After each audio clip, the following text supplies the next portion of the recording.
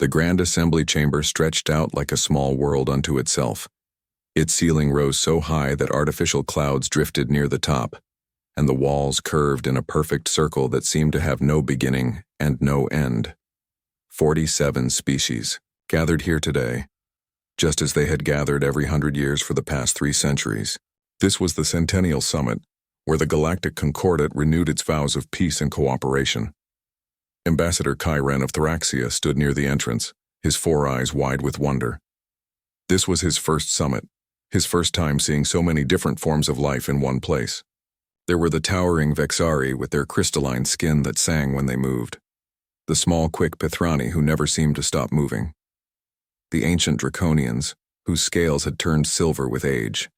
All of them wore the formal robes of their people. All of them carried themselves with dignity and purpose. Chiron was young for a diplomat, barely 40 cycles old. His mentor had died suddenly and he had been thrust into this role with only basic training. He felt like a child among giants, but he was determined to learn, to understand, to serve his people well. As he walked through the chamber, studying the seating arrangements, something caught his attention. In the front row, where the most ancient and powerful species sat, there was an empty seat. It was not simply empty like a seat waiting to be filled. It was pristine, untouched, as if no one had ever sat there. The seat was made of a beautiful blue-green marble that seemed to swirl with patterns like water and land mixed together. Strange symbols were carved into the armrests, symbols Chiron did not recognize. He moved closer, curious. The seats on either side were occupied. To the left sat a Vexari elder whose name Chiron did not know. To the right was an empty space where a Cathari representative would soon sit. But this middle seat, this beautiful throne of blue-green stone, remained empty. "Excuse me," Chiron said to the Vexari elder. His translator device converted his words into the musical tones of the Vexari language. "May I ask why this seat is empty?" The Vexari elder turned to look at him. Her crystalline face showed no expression, but her body's song changed to a minor key. It was a sound of discomfort. "You are new to the summit," she said. It was not a question. "Yes, honored elder. I am Ambassador Chiron of Thraxia. This is my first Centennial Summit." The elder's song grew quieter. "Then you would not know. That seat has been empty for 300 years. It will remain empty for 300 more and 300 after that." "But why?" Chiron asked. "Surely such a prominent seat should be filled. What species does it belong to?" The Vexari elder turned away. "Ask someone else, young one. I do not speak of such things." Chiron felt confused and slightly insulted, but he did not press the matter. Instead, he asked others. A Pithrani diplomat gave him a nervous laugh and changed the subject. A Draconian warrior simply stared at him until he walked away. An elderly Cathari administrator patted him on the shoulder with one of her 6 arms and said, "Some questions are better left unasked."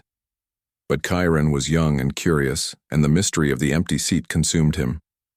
During the opening ceremonies, he found himself staring at it instead of listening to the speeches. During the diplomatic receptions, he asked more subtle questions, trying to learn what everyone seemed to know but would not say. Finally, on the 3rd day of the summit, an old Vexari chancellor named Sorthian approached him.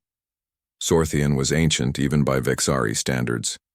His crystalline body had begun to cloud with age, and his song was slow and deep like the rumble of distant thunder. "You want to know about the empty seat?" Sorthian said. It was not a question. "Yes, honored Chancellor. Everyone refuses to speak of it. What secret could be so terrible?" Sorthian's song became sad. "It is not terrible, young ambassador. It is shameful. Shameful for us, not for them." He gestured to a quiet corner of the reception hall. "Come, I will tell you what you wish to know." They sat in a private alcove where the noise of the party could not reach them. Sorthian was quiet for a long moment, his crystal body humming softly as he gathered his thoughts. "That seat belongs to Earth," he finally said. "Earth?" Chiron had never heard of this species. "A species called humans. They live on the 3rd planet of a yellow star they call Sul, far out in the unfashionable arm of the galaxy. 300 years ago, we discovered them. They had just developed faster-than-light travel. Their ships were crude but functional.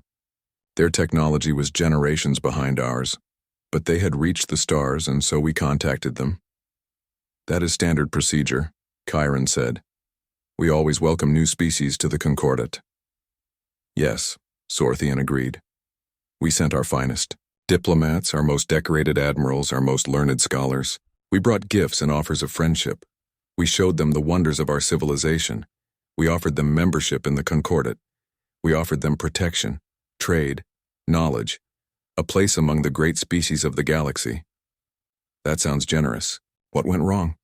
Sorthian's song became harsh, like metal scraping on metal. They refused. Chiron blinked all four eyes in surprise. Refused? But why would any species refuse such an offer? That is what we asked them. Our diplomats were confused. Never before had a species rejected the Concordat. We thought perhaps we had not explained properly. We sent more envoys. We made more generous offers. We promised them technology, wealth, security. Still they refused. What did they say? They said many things, but I remember one meeting in particular. It was transmitted back to us, and I watched it myself. A human admiral stood before our diplomats. She was old by their standards, with gray hair and scars on her face. She had fought in their wars, back when they fought among themselves. And she said these words, "We don't join, we don't submit, we don't bow. We thank you for your offer, but humanity charts its own course." Chiron felt a chill run through his body.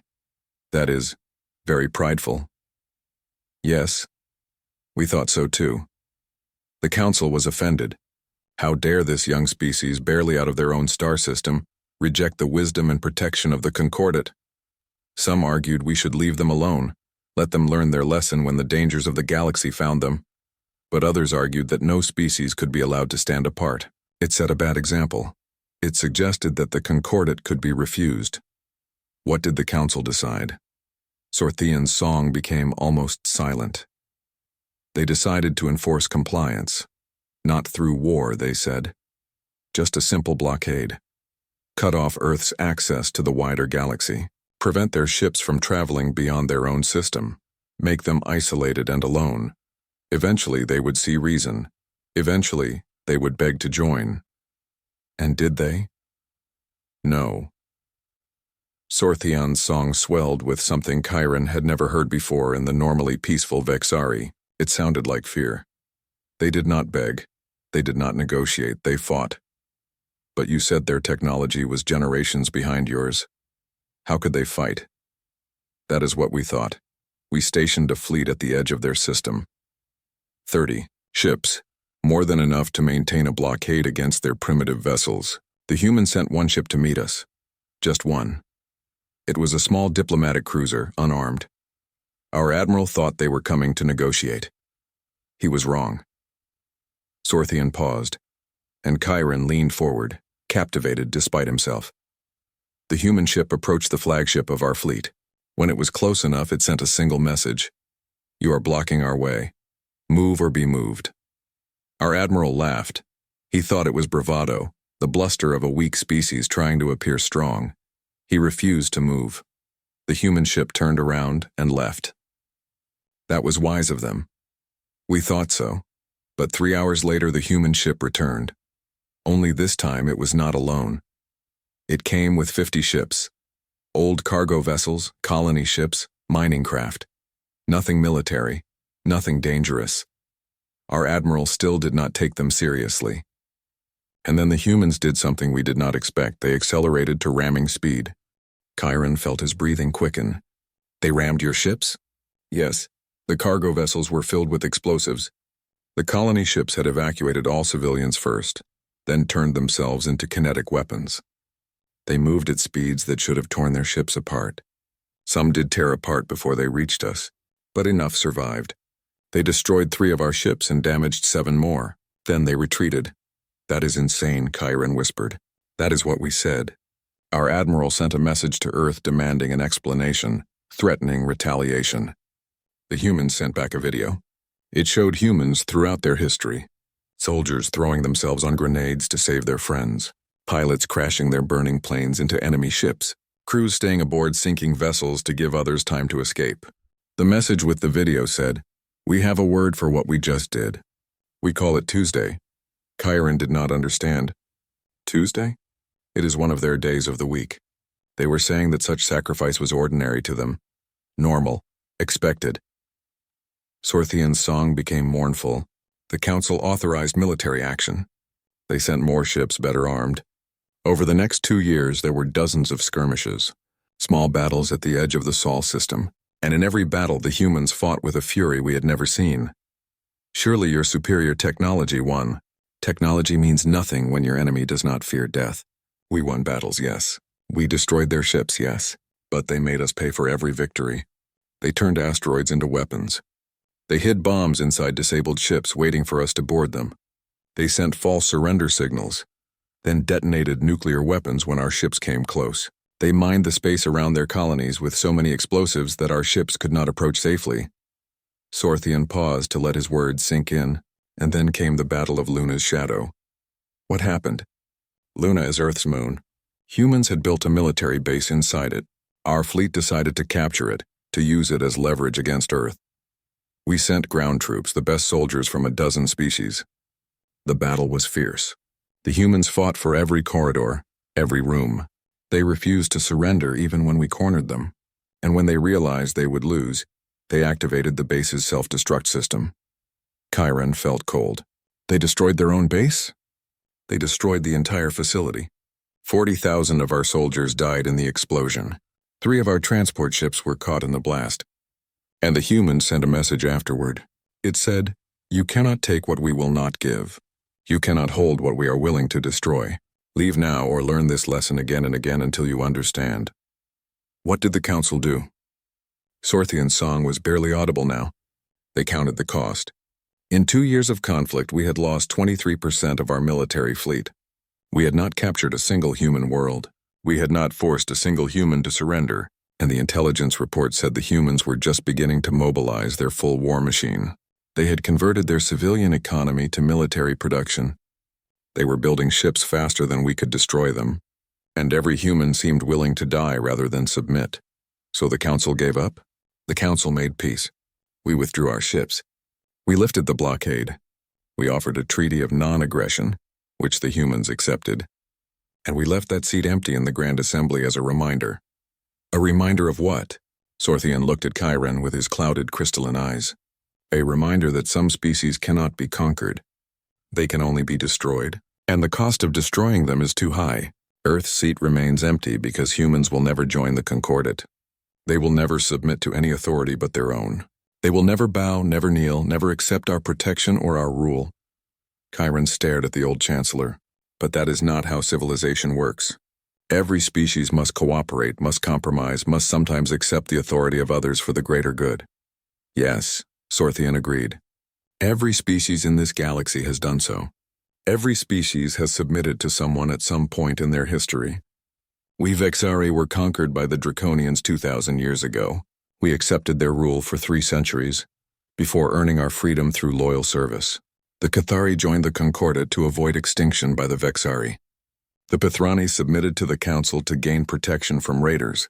Every species here has bent the knee at some point. Every species except humanity. That cannot be true, surely in their history. I studied their history after the war, Sorthian interrupted.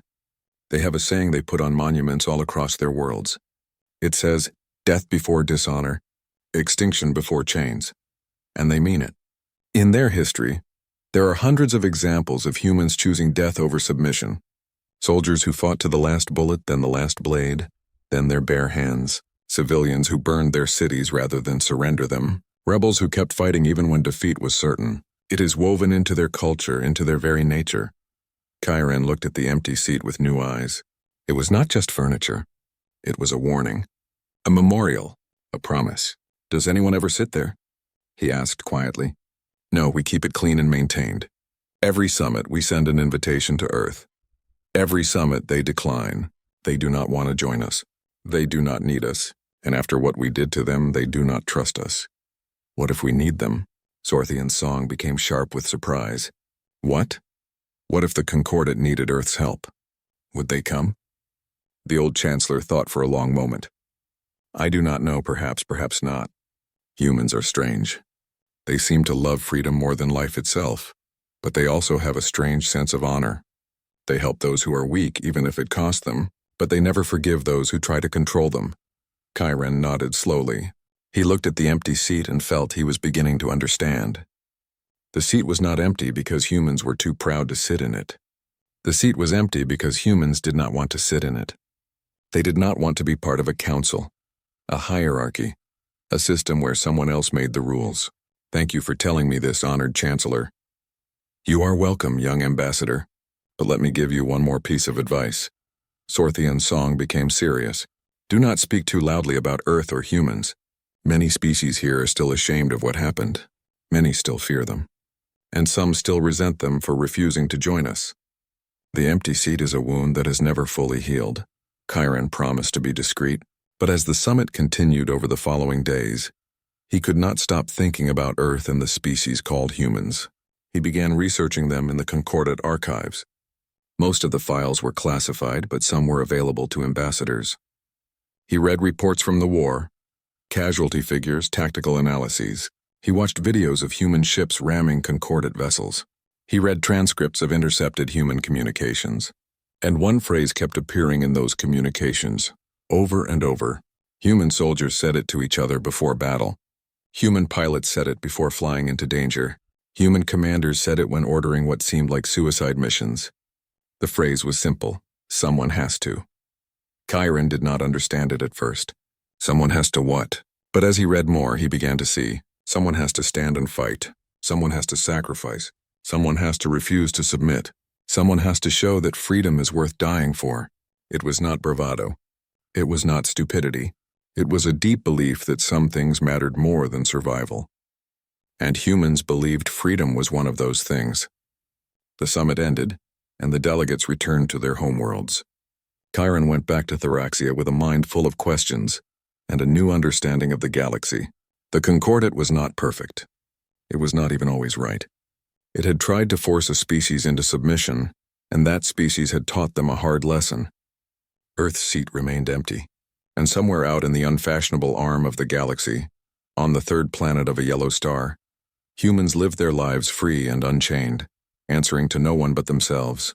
Chiron wondered if he would ever meet a human. He wondered what they would be like. He wondered if they were as fierce as the stories said, or if the stories had grown bigger than the truth. He would get his answer sooner than he expected. But that is a story for another time. Chiron could not let the mystery rest. The empty seat haunted him, and the stories Sorthian had told him felt incomplete. There were details missing, pieces of the puzzle he needed to find. So when he returned to Theraxia after the summit, he did something that most young diplomats would never dare. He began requesting classified files about the human conflict. His first dozen requests were denied. His 20th request was denied with a warning to stop asking. His 35th request earned him a visit from his superior, Ambassador Prime Valthix, who looked at him with disappointment in all four eyes. "Why are you obsessed with this species?" Valthix asked. "They are not part of the Concordat. They are not our concern. Knowledge is always our concern," Chiron replied. "How can we be good diplomats if we do not understand the galaxy we live in?" Valthix could not argue with that. He was old and tired, ready to retire, and he did not have the energy to fight with his young subordinate. "Fine, I will grant you access to the witness testimonies. But Chiron, be careful. Some knowledge changes you, and not always for the better." The files arrived the next day. Hundreds of hours of recorded interviews with soldiers, pilots, and commanders who had fought against humanity. Chiron locked himself in his private study and began to watch them. What he saw would stay with him forever. The first testimony was from a Cathari commander named Velrix. She sat before the camera with 5 of her 6 arms folded, the 6th tapping nervously on the table. Her compound eyes looked haunted. "We thought it would be easy," she said. "Our ships were faster, our weapons more powerful, our sensors more advanced. We encountered a human patrol ship near the asteroid belt. Just one ship, small and outdated. Our captain hailed them and ordered them to stand down and prepare to be boarded. The humans refused. Velrix paused, her mandibles clicking in distress. We disabled their engines with a precision shot. We disabled their weapons. We even damaged their life support systems. The ship was drifting, powerless. We approached to take the crew prisoner. That is when they opened fire with small arms.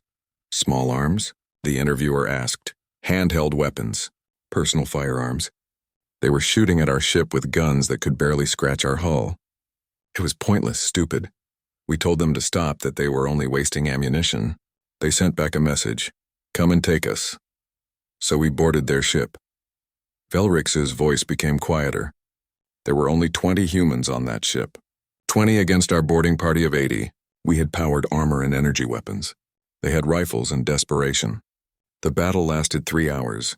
3 hours for 20 humans in a dead ship with no power and failing life support. They fought us in the dark. They fought us in corridors filled with smoke. They fought us until every single one of them was dead. And your casualties? 37 wounded. 12 dead.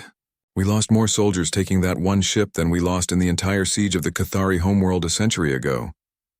Velrix looked directly at the camera. That was when I understood. Humans do not surrender. It is not in their nature. They will fight until they win or until they die. There is no middle ground with them. Chiron paused the video, feeling sick. He got up and walked around his study, trying to process what he had heard. 20 humans against 80 trained soldiers in powered armor. It should have been a massacre. It was a massacre, but not the kind anyone expected. He sat down and played the next testimony. This one was from a Draconian pilot named Scarthul. Draconians were known for their warrior culture, their love of honor and combat, but Scarthul looked shaken as he spoke. I was part of the blockade fleet, he said. We had orders to prevent any human ships from leaving the Sol system. One day, a convoy of human colony ships approached our position. 20 ships all moving together. These were not warships. They were civilian vessels designed to carry families to new worlds. Our admiral hailed them and ordered them to turn back. The humans refused. Scarthul's clawed hands gripped the edge of the table. The convoy kept coming. We fired warning shots across their path. They did not slow down. Our admiral was frustrated but not worried. He ordered us to target their engines, disable them without destroying them. We did. We hit every ship in the convoy, crippling their propulsion systems. They should have stopped. They did not stop. What did they do? They kept coming. With no engines, they used maneuvering thrusters. When those failed, they used escape pods as makeshift rockets, pushing the ships forward. It took them 2 days to reach our position. 2 days of watching these massive ships crawl toward us with no weapons, no defenses, just stubborn determination. What happened when they reached you? Scarthul closed his eyes. We saw the evacuation pods launching, thousands of them scattering in all directions. We realized too late what was happening. The humans had evacuated everyone from the colony ships. And then the ships exploded. Exploded? They had packed them with explosives. Antimatter charges, nuclear weapons, chemical explosives. Everything they had. 20 colony ships became 20 enormous bombs. 3 of our ships were destroyed immediately. 5 more were damaged so badly they had to retreat, and the human survivors in the escape pods scattered so widely that we could not capture them all. Most of them made it to safe harbors beyond our blockade. Scarthul opened his eyes and looked at the camera. I am Draconian. My people have fought in 100 wars. We value courage and honor in battle, but what the humans did that day was not courage. It was something beyond courage. It was a willingness to sacrifice everything, even their homes and possessions, to achieve their goal. I still have nightmares about those 20 ships crawling toward us. I knew they were going to do something terrible, but I could not stop them. Chiron turned off the video and sat in silence. He felt cold despite the warm temperature of his study. These were not stories of brave heroes fighting impossible odds. These were stories of an entire species that refused to accept defeat, no matter the cost. He played another testimony, and another, and another. Each one told a similar story. Humans who fought in damaged ships with no life support, breathing through masks as they fired their weapons. Humans who set traps in their own space stations, luring concordate soldiers into ambushes. Humans who pretended to surrender, then activated bombs when their captors came to take them prisoner. One video showed the aftermath of a battle. A Concordat captain walked through a destroyed human outpost, his camera recording everything. The walls were scorched black. The floors were covered in debris, and on every wall written in human languages were messages. We will never submit. Death before chains. You will pay for every inch. Earth remembers. The captain's voice was shaken as he narrated. They knew they were going to die. They knew they could not win. But they left these messages anyway.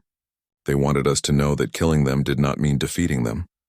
Chiron watched testimony after testimony.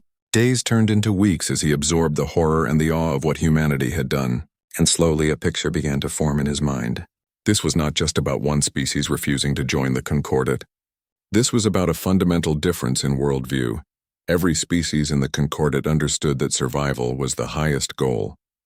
Yes, there were principles and values, but when faced with extinction, every species would compromise. Every species would bend rather than break. It was logical. It was rational. It was the way civilization worked. But humans did not think this way. To them, some things were worth dying for. Freedom was worth dying for. Independence was worth dying for. The right to choose their own path was worth dying for. They would rather die as free beings than live as subjects. Chiron found a video file labeled Battle of Luna's Shadow, Full Report. He hesitated before opening it. Sorthian had told him about this battle, but the old Chancellor's description had been brief. This file was 8 hours long. He watched it. He watched all 8 hours, and when it was over, he sat in his dark study with tears running down his face from all 4 eyes. The Battle of Luna's Shadow had been brutal. 40,000 Concordat soldiers had been deployed to capture the human base inside Earth's moon. The base was critical to Earth's defense network, and the Concordat wanted to use it as leverage. The battle had lasted 6 days. The humans fought for every corridor, every room, every inch of ground. They used tactics that no civilized species would consider. They flooded sections of the base with radiation to slow the Concordat advance. They collapsed tunnels on their own people to block enemy movement. They fought hand-to-hand with knives and tools when their ammunition ran out. On the 6th day, the Concordat forces finally cornered the last group of human defenders in the central command room. There were only 200 humans left out of the original 5,000 defenders. They were out of ammunition, out of supplies, out of options. The Concordat commander gave them one final chance to surrender. The human commander, a woman named Colonel Sarah Chen, appeared on the video screen. She was covered in blood and dust. Her left arm was in a makeshift sling, but her eyes were clear and steady. "We have a message for your council," she said. "You think you can take what is ours. You think you can force us to join you. You are wrong. This base is ours. Luna is ours. Earth is ours, and you cannot have any of it." "Colonel, be reasonable," the Concordat commander said. "You have fought well. You have shown great courage, but you have lost. Surrender now, and you will be treated with honor." "We have not lost," Colonel Chen replied. "We have chosen." Those were her last words.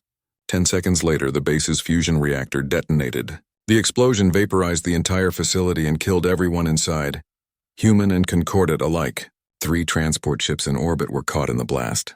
In total, 43,000 beings died in an instant. But the horror did not end there. After the explosion, Earth sent a message to the Concordat fleet. It was broadcast on all channels, impossible to ignore. The message was a video compilation of similar sacrifices throughout human history. Soldiers destroying bridges while still standing on them. Pilots crashing their damaged planes into enemy targets. Captains staying aboard sinking ships to ensure others could escape. The message ended with text in multiple languages. "You cannot take what we will not give. You cannot hold what we are willing to destroy. This is not a threat. This is a promise. Leave now, or learn this lesson again and again until you understand." Chiron watched the Concordat fleet's response to this message. He watched as admirals and generals held emergency meetings. He watched as they calculated the cost of continuing the conflict. The numbers were stark. In 2 years, the Concordat had lost 23% of its military fleet. They had killed hundreds of thousands of humans, but they had not captured a single world. They had not forced a single human to join the Concordat. And intelligence suggested that humanity was just beginning to mobilize its full industrial capacity for war. One general put it bluntly, "We can defeat them, but the cost will be millions of our soldiers and thousands of our ships. And for what? To force them into the Concordat? They will never truly join us. They will resist forever. They will sabotage and rebel and make our lives miserable. We cannot conquer a people who prefer death to submission. The council voted to end the conflict. A peace treaty was signed. The blockade was lifted, and Earth's seat in the Grand Assembly was left empty as a reminder of what had happened. Chiron finished watching the files. He sat in his study for a long time, thinking about what he had learned. He understood now why people did not want to talk about Earth. It was not just shame, it was fear. Fear of a species that could not be controlled, could not be predicted, could not be defeated in any meaningful way. But Chiron felt something else alongside his fear. He felt respect.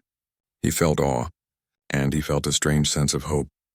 Because if humanity could stand against the entire Concordat and win, what else might they be capable of? He wrote a report summarizing his research.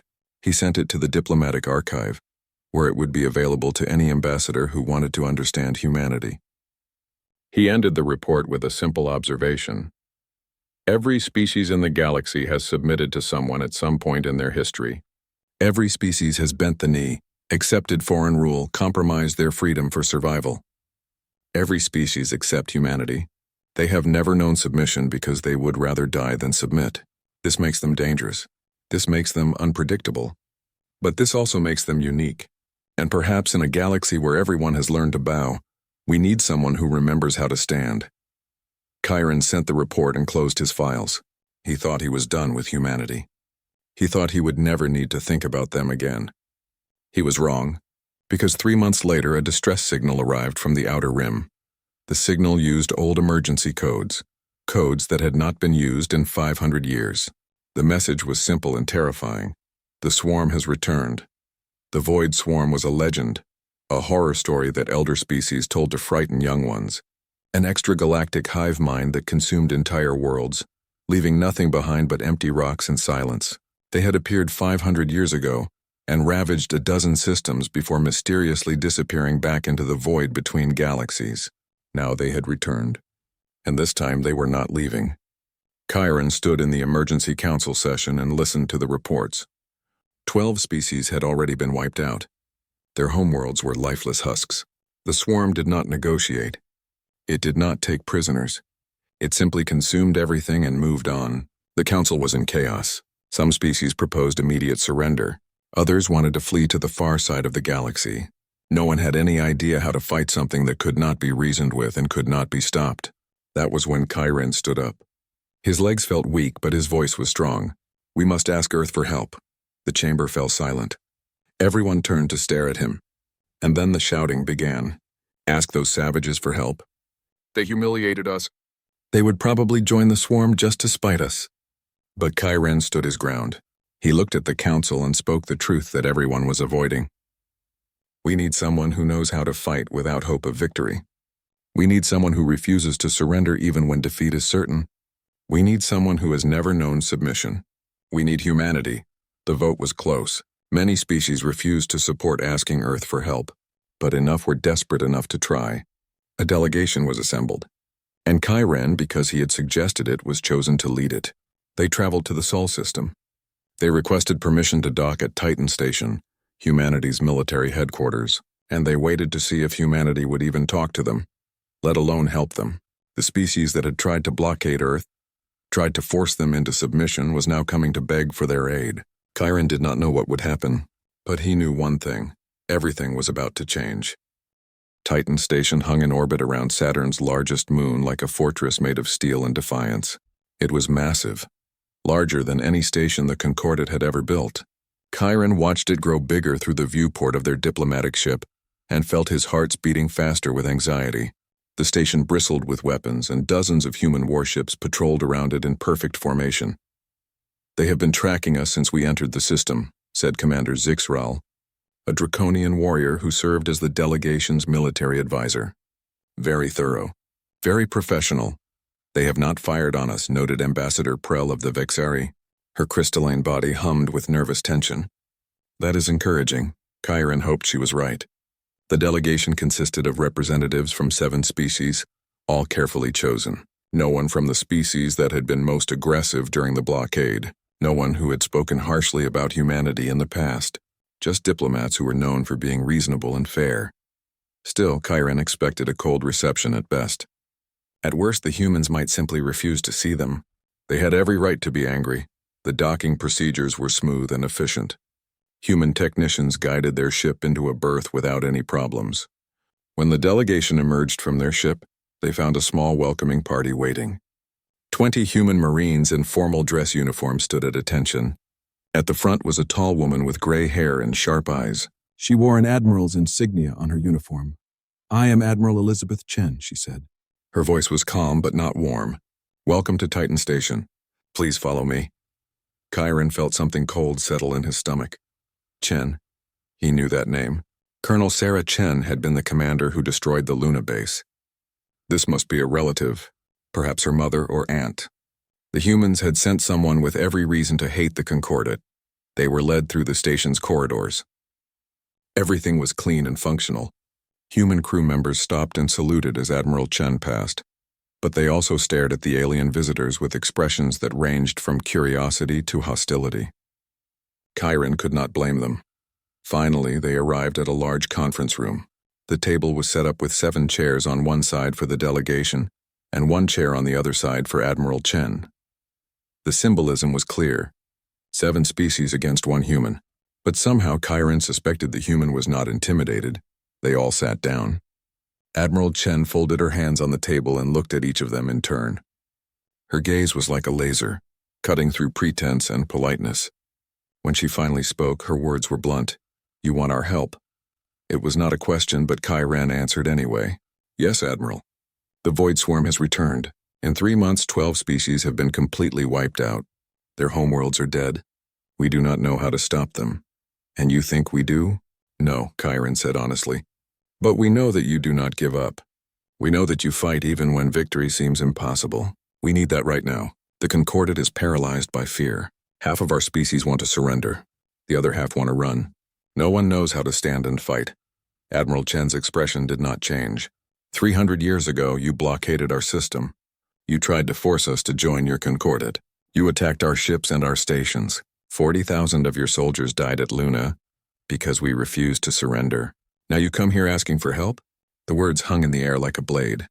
Ambassador Prell started to speak, probably to offer some diplomatic explanation, but Chiron held up a hand to stop her. He looked directly at Admiral Chen and spoke from his heart. "We were wrong. 300 years ago we were arrogant and foolish. We thought that because we were older and more advanced we had the right to tell you what to do. We thought strength meant control. You taught us that real strength is choosing when to fight and what to fight for. You taught us that freedom cannot be forced. We learned that lesson at a terrible cost, but we learned it." Admiral Chen's eyes narrowed slightly. "Pretty words, Ambassador. But words are easy. What makes you think we should risk our lives for species that tried to conquer us?" "Because that is what you do," Chiron said simply. "I have studied your history. I have read about your wars. You fought each other for centuries before you reached the stars. But when the fighting was over, you helped each other rebuild. Your strongest nations helped your weakest. Your richest helped your poorest. You have a saying, 'We are our brother's keeper.' You help those who need help even if they have wronged you in the past." "That applies to other humans," Admiral Chen said coldly. "You are not human. No, we are not. But the swarm does not care about species or politics or old grudges. It just consumes everything. If it destroys the Concordat, it will not stop there. It will keep moving through the galaxy until it finds Earth. And then you will face it alone, without allies, without warning. Help us now and you help yourselves." Admiral Chen leaned back in her chair. For a long moment she said nothing. The silence stretched until it became painful. Finally she spoke. "I need to be honest with you, Ambassador. I do not like the Concordat. I do not like what you tried to do to my people. My daughter died at Luna. She was Colonel Sarah Chen. She was the commander who detonated the base rather than surrender." Chiron felt his blood freeze. This was not just a relative. This was the mother of the woman who became a legend.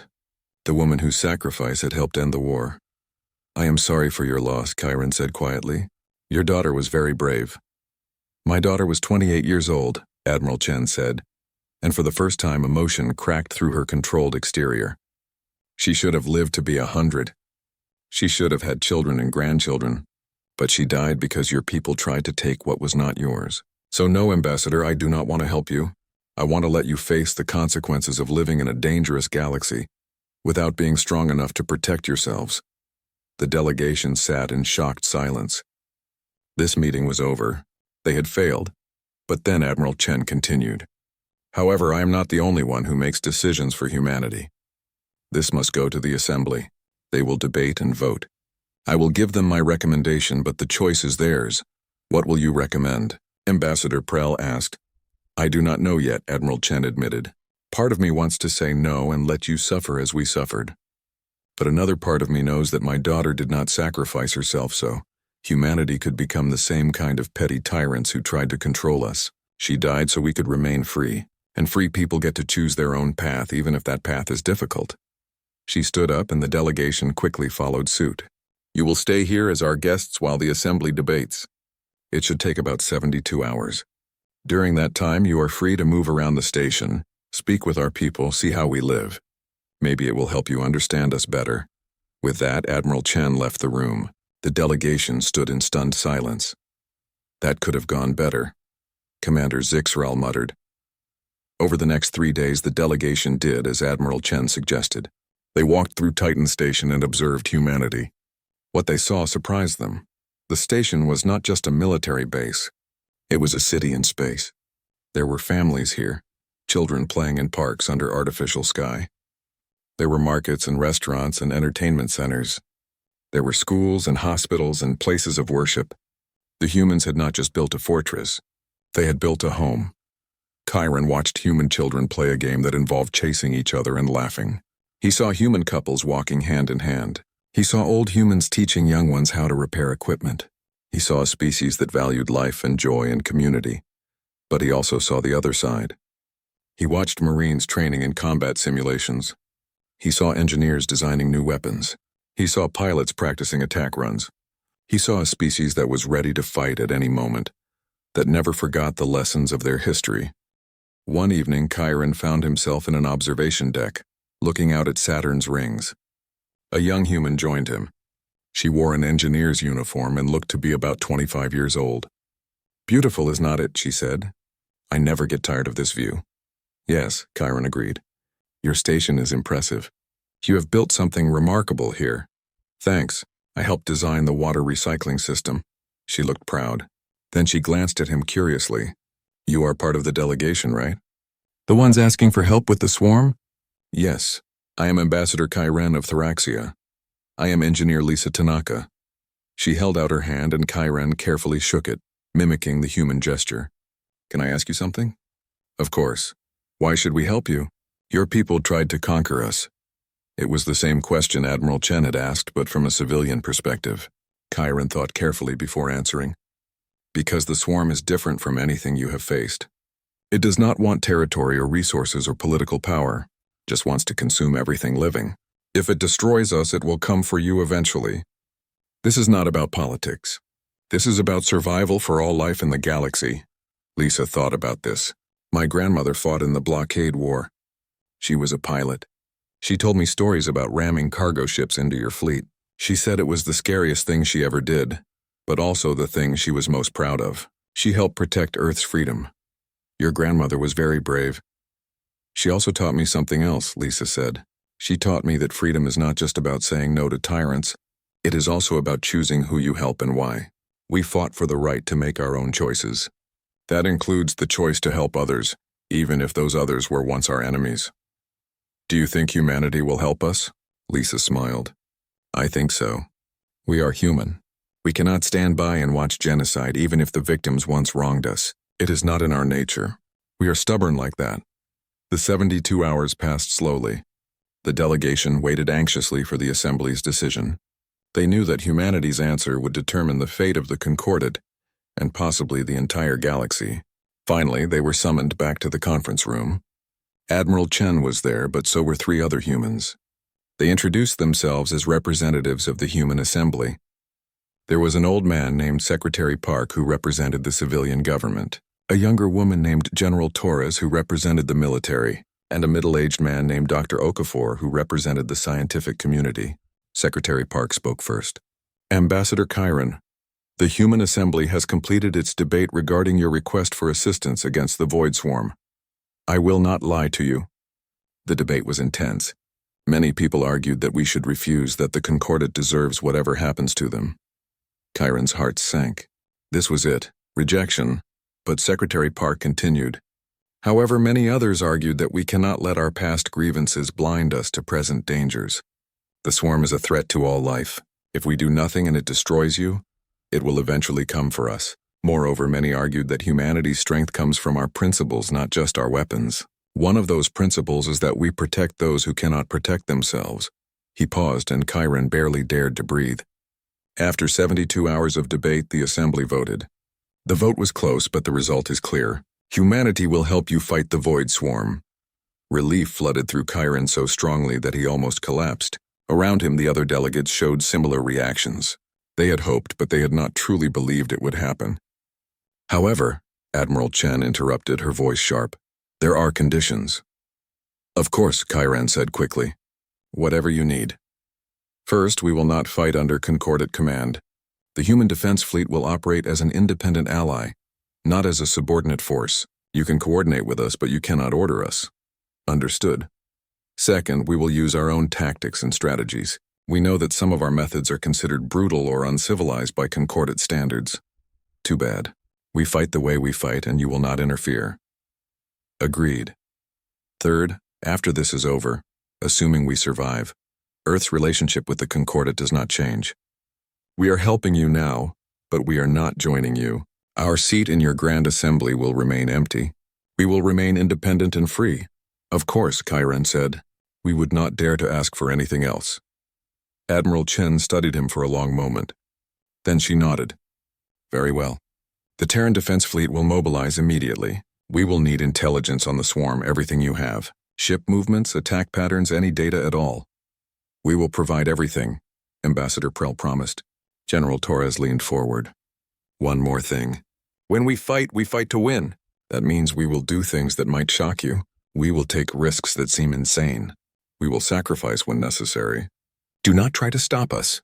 Do not question our methods in the middle of battle. Trust us or this alliance will not work. We trust you, Chiron said, and he meant it. You are our only hope. Dr. Okafor spoke for the first time. His voice was gentle but firm. Then let us hope that hope is enough. We have studied the limited data you provided about the swarm. It is like nothing we have ever seen. This will not be easy. Many of us will die. We understand, Chiron said quietly, and we are grateful for your sacrifice. Admiral Chen stood up and everyone followed. The fleet will be ready to deploy in 48 hours.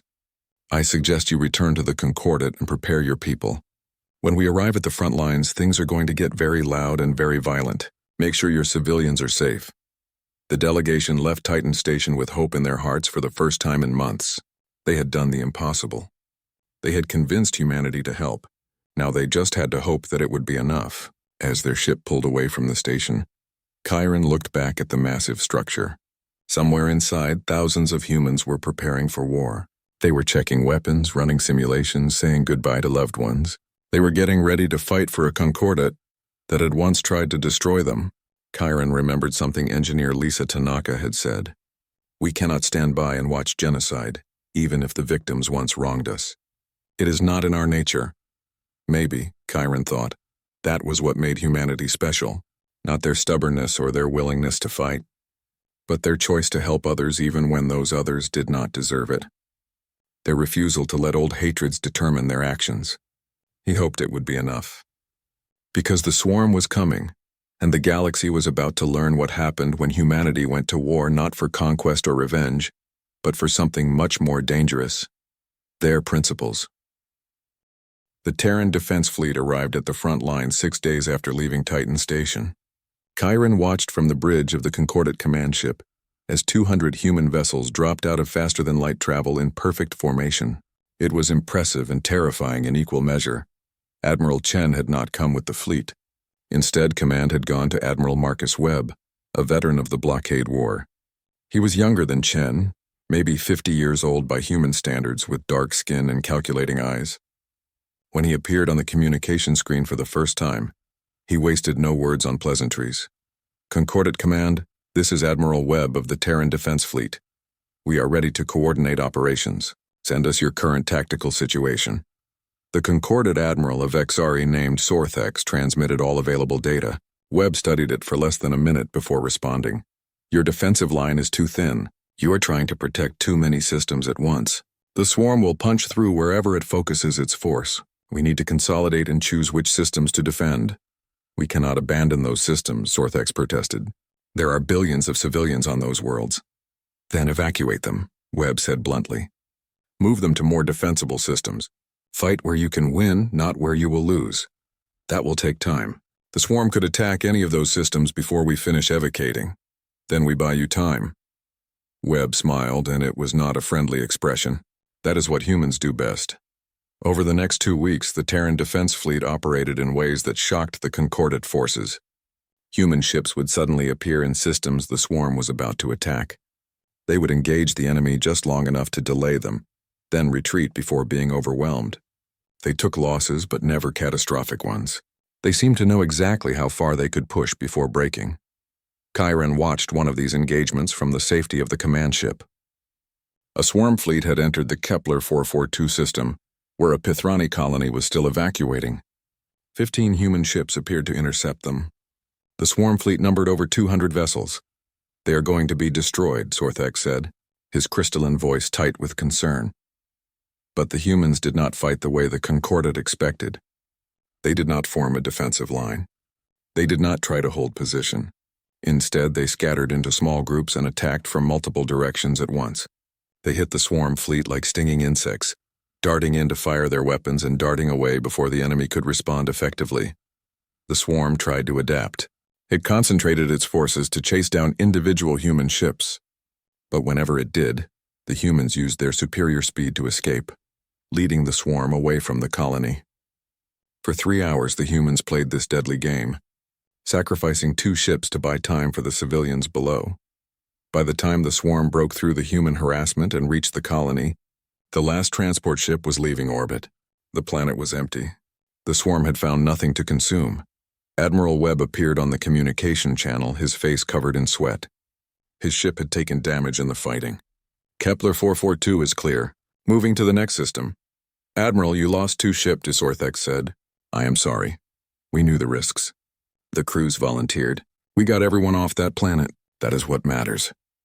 Webb's image flickered as his ship's system struggled. Sending you our tactical analysis of the swarm's behavior. They are fast and aggressive, but they are predictable. They always take the shortest path to their target. We can use that. Over the next month, the pattern repeated across a dozen systems.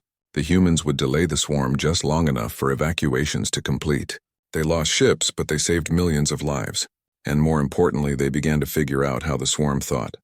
Dr. Okafor, who had come with the fleet as chief scientific advisor, presented his findings to a joint meeting of Concordate and human commanders.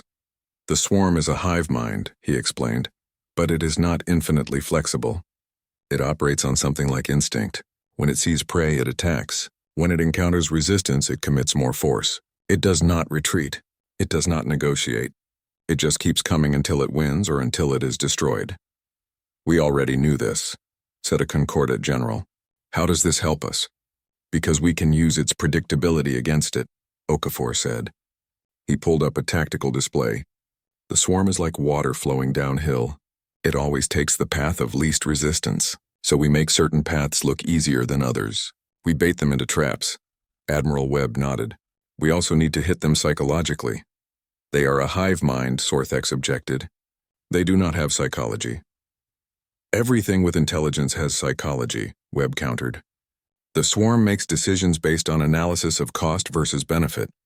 It calculates how many resources it will take to consume a target. If the cost is too high, it might change its approach. We need to make ourselves too expensive to eat. How do we do that? Webb's smile was grim. We show them what happens when they fight humanity. We show them that we do not surrender, we do not break, and we do not die quietly. The plan that emerged was audacious and terrifying. The Concordate would abandon several outer systems, making it look like they were in full retreat. The swarm would follow, eager for easy prey, but those systems would be trapped. Human ships rigged with antimatter charges would be hidden among the asteroids and debris. Automated stations would broadcast false life signs to attract the swarm. And when the swarm committed its forces, Everything would explode at once. This plan will destroy significant amounts of Concordat property, a counselor objected. Multiple space stations, mining facilities, terraforming equipment. Better to lose property than lives, Chiron said. He had been given a position as liaison between the Concordat and the human fleet. Admiral Webb is right. We need to hurt them badly enough that they hesitate. The plan was approved. Over the next 2 weeks, the Concordat forces pulled back from 6 systems. They made it look panicked and disorganized, like they were fleeing in terror. The swarm took the bait. Its forces surged forward, eager to consume the abandoned worlds. The humans called it Operation Burning Gate because they were closing the gate with fire. Chiron watched from a safe distance as the trap was sprung. The swarm fleet entered the target systems in massive numbers, over 400 ships spread across 6 locations. They moved toward the space stations and planetary facilities, expecting to find easy resources. Instead, they found automated defenses that fought with unusual ferocity, and sensor readings that suggested millions of lives waiting to be consumed. The swarm committed more ships. It wanted to overwhelm the defenses quickly, and then the humans triggered the trap. 50 human ships that had been hidden among the debris suddenly activated. They were old vessels, most of them decommissioned military ships that had been scheduled for scrap. Each one was packed with antimatter charges and crewed by volunteers who knew they were not coming back. The ships accelerated to ramming speed. The swarm tried to stop them, but it was too late. The humans were too close and too fast. 50 ships struck 50 targets and detonated. The explosions were like miniature stars being born. Space itself seemed to tear apart. The swarm ships caught in the blast were vaporized instantly. Those on the edge of the blast radius were crippled. Debris from destroyed ships became shrapnel that tore through the swarm formation. But the trap was not finished. The automated stations the swarm had been approaching were also bombs. They detonated in sequence, creating a chain reaction that rippled through all 6 systems. In less than 10 minutes, 40% of the swarm's vanguard fleet was destroyed. And then the humans did something even more shocking. They broadcast a message on all swarm communication frequencies. It was not a tactical message or a demand for surrender. It was a video compilation of human history. The video showed humans throughout the ages facing extinction and refusing to submit. It showed cities burning while people fought in the streets. It showed ships sinking while crews fired their last shots. It showed soldiers charging into impossible situations because retreat was not an option. It showed disasters and wars and catastrophes, and humans always standing back up, always refusing to quit. The video ended with a simple message in multiple languages and mathematical codes that any intelligent species could understand. We are the species that refuse to die. We have survived ice ages and plagues and wars and disasters. We have been knocked down 1,000 times, and 1,000 times we have stood back up. We do not know how to surrender. We do not know how to give up. Try to consume us and you will choke. Try to destroy us and you will break your teeth. We are humanity and we are not afraid of you. Chiron watched the swarm's response with fascination and horror. For the first time since the war began, the swarm hesitated. Its remaining ships stopped advancing. They held position for 3 hours, presumably while the hive mind analyzed what had happened. "What is it doing?" Sorthex asked. "It is thinking," Admiral Webb said. "It is calculating whether consuming the Concordat is worth the cost if humans are involved. It is trying to figure out what kind of species deliberately sacrifices its own people just to make a point." "Your volunteers," Chiron said quietly. "The ones on those 50 ships.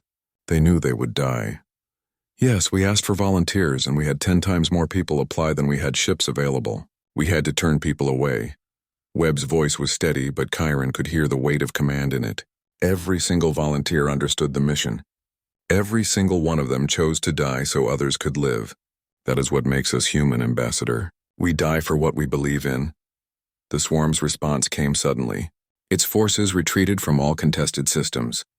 They pulled back to the edge of Concordat space and regrouped. For the first time in recorded history, the Void Swarm had encountered prey it could not easily consume, and it had chosen to reassess. "We hurt them," General Torres said, studying the tactical displays. "But they are not defeated. They are just being cautious now." "How long do we have?" Sorthex asked. "Days, maybe weeks.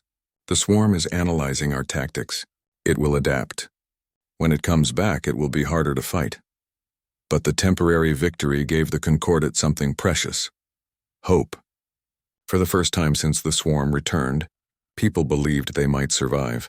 The evacuation efforts continued, but now they had time to do it properly. Civilian populations were moved to fortified systems. Defense fleets were reorganized. And most importantly, Concordat forces began studying human tactics. Chiron found himself giving lectures to Concordat military officers about human military philosophy. It was strange teaching warriors and admirals about a species he had barely understood a few months ago. Humans see war differently than we do, he explained to a room full of skeptical officers. We see war as a failure of diplomacy, something to be avoided if possible and ended quickly if not. Humans see war as sometimes necessary, and when they fight to win. They do not hold back. They do not worry about appearing civilized. They worry about survival. That is barbaric, one officer objected. Perhaps, Chiron agreed, but it is also effective. The swarm does not care about civilization or rules or proper behavior. It only understands force, and humans understand how to use force without hesitation or regret. A draconian general spoke up. My people are warriors. We understand honor in combat. But what the humans did, sacrificing 50 ships and their crews, that was not war. That was insanity, was it? Chiron challenged. Those 50 ships destroyed 200 swarm vessels. That is a 4-to-1 kill ratio. Mathematically, it was an excellent exchange. But more than that, it sent a message. The swarm now knows that humanity will pay any price to win. That knowledge makes the swarm cautious, and caution gives us time. The draconian general considered this. You have learned much about humans, Ambassador. Yes, and the most important thing I learned is this. Humans do not fight for territory or resources or glory. They fight for principles. They fight for ideas. And you cannot kill an idea by destroying ships or taking planets. Ideas only die when people stop believing in them. Humans believe in freedom, in independence, in the right to stand against tyranny. As long as they believe, they will fight. 3 weeks after Operation Burning Gate, the swarm returned. But this time it was different. The swarm had adapted. Its ships moved more carefully, checking for traps. Its forces attacked in smaller, more coordinated groups instead of massive waves. It had learned to respect its enemy. The war entered a new phase. The Concordat and human forces worked together more closely now, coordinating their attacks and defenses. The humans taught the Concordat to be aggressive, to take risks, to sacrifice when necessary. The Concordat taught the humans patience, logistics, and the value of preserving resources. Slowly, painfully, they began to push the swarm back. Every system was fought for desperately. Every victory cost lives, but the tide was turning. The swarm had met an enemy it could not simply consume. It had met humans, and humans refused to be eaten quietly. Chiron stood on the bridge of the command ship and watched the battle displays. Human ships and Concordat vessels fought side by side now, covering each other, coordinating their movements. They were not one fleet, but they were allies, real allies forged in the fire of desperate combat. Admiral Webb appeared on the communication screen. His face was gaunt from weeks of constant combat, but his eyes were bright. Ambassador, the swarm is retreating from the Cornix system. We have pushed them back to the edge of the galaxy. If we hit them hard now, we can break their offensive completely. What do you need? Everything you can give me. Every ship, every weapon, every soldier who can fight. This is our chance to end this. Sorthex looked at Chiron. Do we trust them? Chiron looked at the tactical display showing human ships that had been fighting for weeks without rest. He thought about the volunteers who had died at Burning Gate. He thought about Admiral Chen and her daughter Sarah. He thought about engineer Lisa Tanaka and her grandmother, who had rammed cargo ships into Concordat vessels 300 years ago. Yes, Chiron said.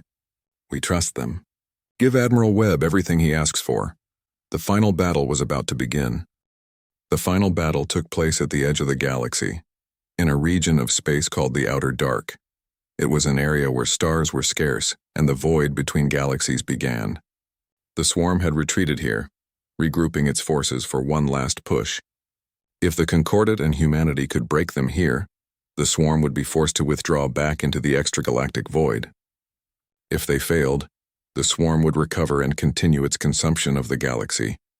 Chiron stood on the bridge of the Concordat flagship, watching the combined fleet assemble. 300 Concordat ships of various designs and sizes. 200 human vessels, many showing damage from weeks of continuous combat. It was the largest fleet ever assembled in known history, representing dozens of species united against a common enemy. Admiral Webb's face appeared on the main screen. Behind him, Kyren could see his command crew working frantically. All ships, this is Admiral Webb. Final weapons check. Final systems check. We go in 20 minutes. Admiral, Sorthek said, our scouts report the swarm has over 500 ships waiting for us. We are outnumbered. We have been outnumbered since this war started, Webb replied.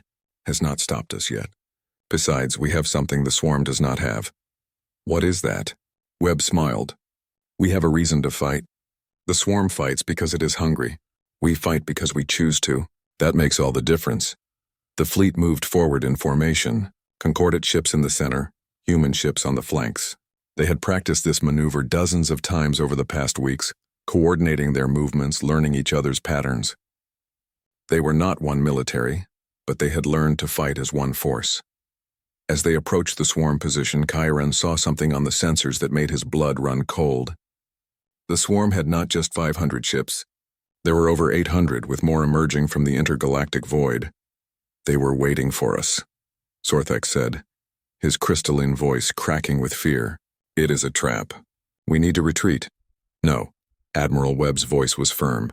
We commit. If we retreat now, the swarm will chase us back into concordate space. We end this here one way or another.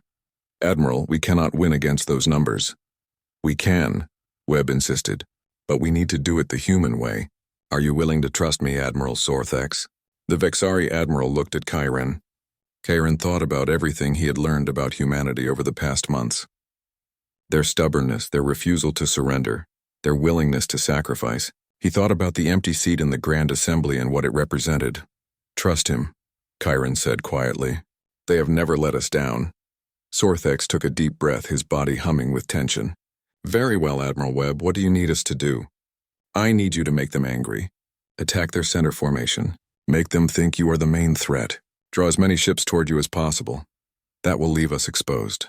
We will be surrounded, yes, but that is when we strike. Human fleet will hit them from behind while they are focused on you. We cut off their reinforcements from the void, then collapse their formation from the outside in. It was a desperate plan. It required the concordate forces to act as bait, to draw the full fury of the swarm while trusting that the humans would arrive in time to save them. It required faith, and faith was not something the concordate had practiced much in recent centuries. We will do it, Sorthex said. May the stars guide us all. The concordate fleet broke formation and accelerated toward the swarm center. The swarm responded exactly as Webb had predicted. Hundreds of ships turned to face this new threat, converging on the concordate forces like a tidal wave of alien metal and hunger. Kyren watched the battle unfold on the tactical display. Concordat ships formed a defensive sphere, all weapons firing outward. The swarm crashed against them like waves against a rock. Ships on both sides exploded in brilliant flashes of light. The casualty report started scrolling across his screen too fast to read individual names. Where are the humans? Sorthex demanded. We cannot hold this position much longer. As if in answer, the human fleet appeared behind the swarm formation. But they were not attacking. Instead, they were doing something strange. Every human ship was broadcasting the same signal. The same video that had been shown after Operation Burning Gate. The compilation of human history. Human survival, human refusal to die, what are they doing? A Concordat officer asked. Why are they not attacking? Then Kyren understood. They are not just fighting a battle. They are fighting a war of ideas. They want the swarm to understand what it is facing. The swarm hesitated. For just a moment, its attack on the concordate forces slowed as the hive mind processed this new information. And in that moment of hesitation, the human fleet struck. They did not attack with conventional weapons first. Instead, 30 human ships broke formation and accelerated to impossible speeds. They were the same type of vessels used in Operation Burning Gate. Old ships packed with antimatter, crewed by volunteers who knew they were flying their last mission. But this time, the target was different.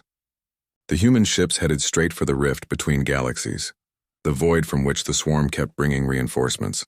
They reached the edge of the rift and detonated all at once. The explosion was unlike anything Kyren had ever seen. Space itself seemed to collapse and then expand. The rift shimmered and began to close. The swarm ships still emerging from the void were caught in the collapse, crushed by impossible forces. They sealed the rift, Sorthex whispered in awe. The swarm cannot bring in more ships. Now we finish this, Admiral Webb said. The human fleet, minus the 30 ships that had just sacrificed themselves, crashed into the swarm from behind. They fought with a ferocity that shocked even those who had been fighting beside them for weeks. Human ships rammed swarm vessels. Human pilots flew damaged ships directly into enemy formations before ejecting in escape pods.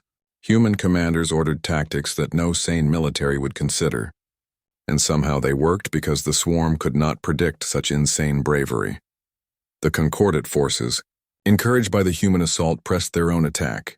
They had learned from humanity. They stopped fighting defensively and started fighting to win. They took risks they would never have taken before. They sacrificed ships to create openings for others to exploit. The battle raged for 18 hours. Ships exploded. Lives were lost by the thousands. But slowly, inexorably, the combined fleet began to push the swarm back. The hive mind tried to adapt, tried to find a way to counter these enemies who refused to behave rationally, but it could not, because you cannot predict someone who chooses principles over survival. Finally, the swarm broke. Its remaining ships turned and fled back toward the intergalactic void, but the rift was closed. They were trapped in the galaxy with nowhere to run. The combined fleet pursued them, destroying ship after ship until the swarm fleet was reduced to scattered remnants. And then, for the first time in recorded history, the void swarm retreated completely. The surviving ships scattered in all directions, fleeing into the depths of space. The threat was not eliminated entirely, but it was broken. The swarm would not return to threaten the galaxy for generations, if ever. On the bridge of the Concordat flagship, everyone stood in stunned silence. They had won.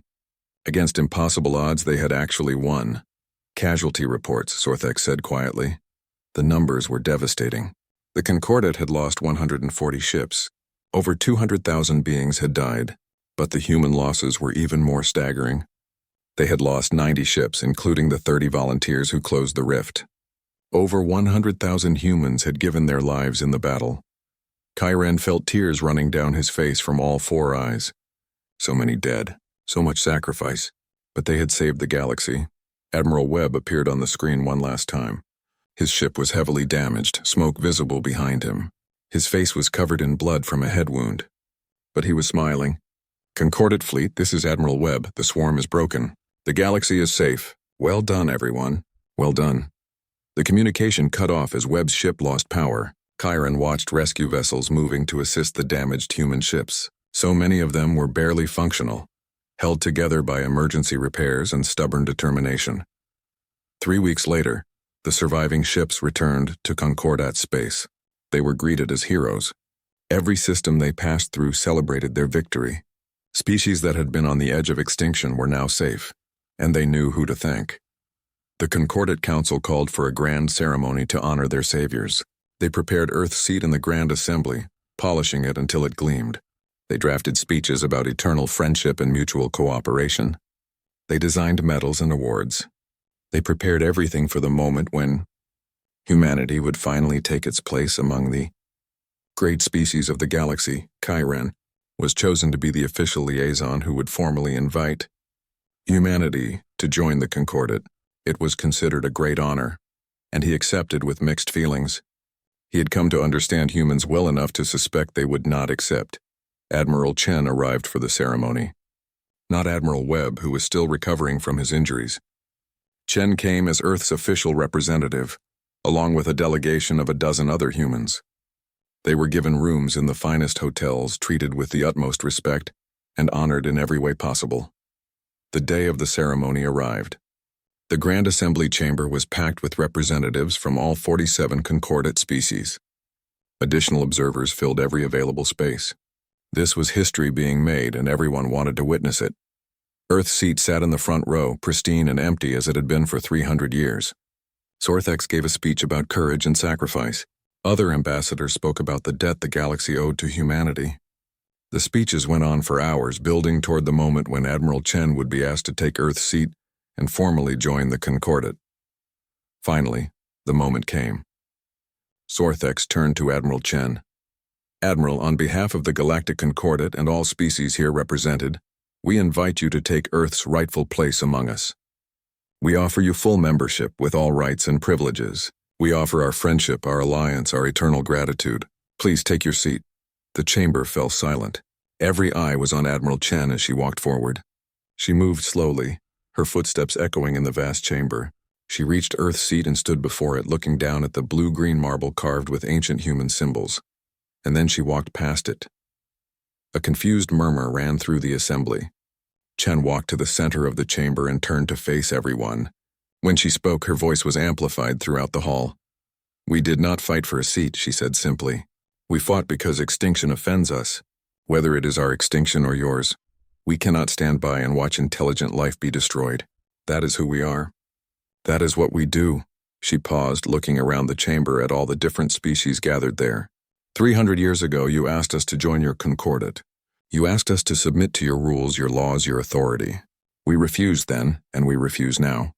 Not because we hate you or want to remain apart, but because submission is not in our nature. "But Admiral," Sorthex protested, "we no longer ask for submission. We offer partnership, equality, friendship." "I know," Chen said gently, "and we accept your friendship. We accept your partnership. But we will stand beside you as equals, not as members. We will answer your distress calls as allies, not as subjects of the Concordat. We will help you when you need help. Not because a council voted to send us, but because we choose to help." She gestured to the empty seat. "You wanted us to take that seat, to fill it, to join your hierarchy. But Earth's seat will remain empty, not because we are too proud to sit in it, but because we understand something important. The moment you take a throne, you begin to defend it. You start to worry about power and politics and position. Humanity has no interest in thrones. We are too busy defending something far more important." "What is that?" Chiron asked, though he already knew the answer. "Freedom," Chen said. "The right to stand unchained under our own stars. The right to choose our own path. The right to say yes or no based on our own judgment, not someone else's authority. That is what we fought for 300 years ago. That is what we fought for in this war. And that is what we will always fight for." She looked directly at Chiron. "You asked me once if humans would help the Concordat if you needed it. Today you have your answer. Yes, we will help. Not because we are part of your organization, but because we believe in protecting life. We believe in standing against tyranny and oppression, whether that tyranny comes from a hive mind that wants to consume you or from well-meaning councils that want to control you." The chamber was completely silent. No one knew what to say. This was not how the ceremony was supposed to go. Then something unexpected happened. Chiron began to applaud.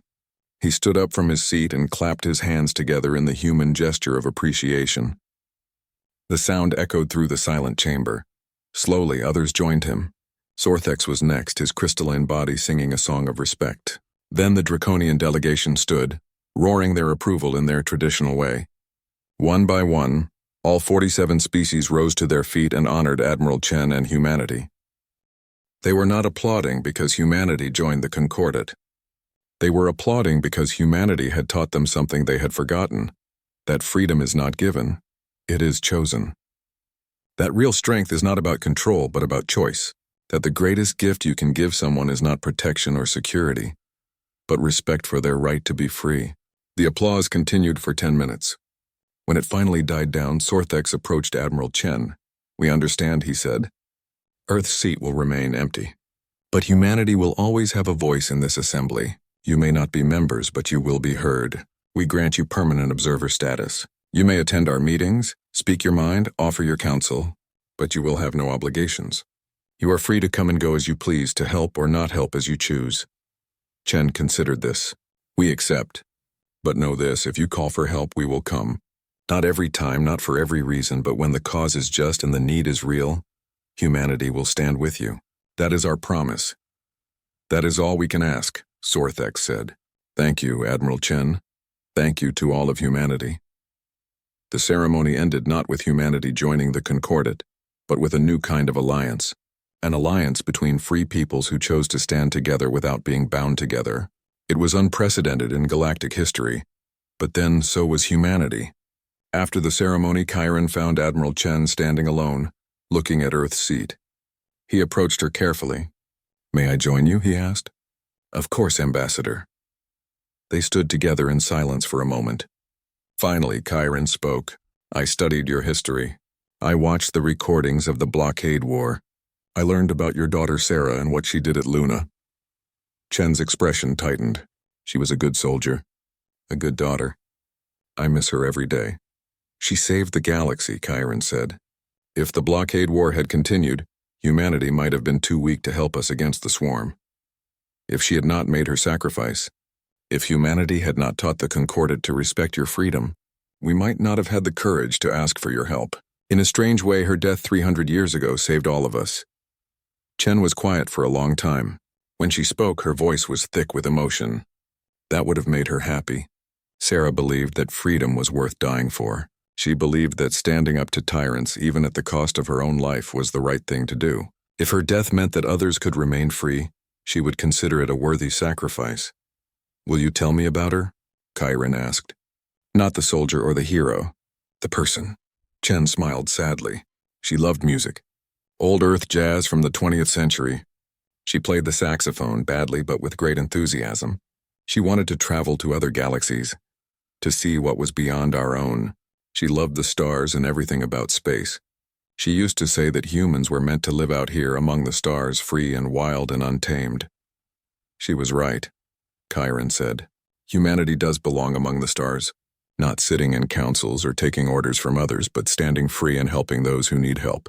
Your daughter understood that. They stood together for a while longer, two beings from different species looking at an empty seat that represented something bigger than either of them could fully articulate. Finally, Chen turned to leave. Ambassador Chiron, she said, thank you for convincing the Concordat to ask for our help. Without you, this alliance would never have happened. I did what was necessary, Chiron said. Just as you did. No, Chen said. You did more than that. You learned to see humans not as savages or enemies, but as people. You understood us when no one else wanted to. That took courage and wisdom. Your people are lucky to have you. She left, and Chiron remained standing before the empty seat. He thought about everything that had happened. The war, the battles, the sacrifices. He thought about the humans who had died to save species that once tried to conquer them. He thought about the future, about this strange new alliance between free peoples. Other ambassadors filed out of the chamber, discussing what had happened. Some were disappointed that humanity had not joined. Others were relieved. But all of them understood that something fundamental had changed. The Concordat had learned that they could not control everyone, that some species had to be approached as equals, not subjects. Chiron was the last to leave the chamber. As he walked toward the exit, he looked back one more time at Earth's seat. It sat there in the front row, beautiful and empty, a monument to freedom and choice. He smiled. Earth's seat would remain untouched for another 1,000 years. Not because humanity was too proud to sit there, but because they understood something the galaxy was only beginning to learn. Freedom is not about where you sit or who gives you permission. Freedom is about the right to stand on your own, to make your own choices, to live your own life under your own stars. And humanity had no interest in sitting down. They were too busy standing up for what they believed in. As Chiron left the chamber, he felt hope for the future. The galaxy had changed. It had learned from humanity that freedom cannot be conquered, only chosen. And that lesson would echo through the stars for generations to come. Somewhere on Earth, on the third planet of a yellow star, humans lived their lives as they always had, free, unchained, answering to no one but themselves. And somewhere in the grand assembly of the Galactic Concordat, a seat made of blue-green marble sat empty, waiting for no one, representing everything that mattered. Earth's seat was left untouched, for Earth had never known submission and never would.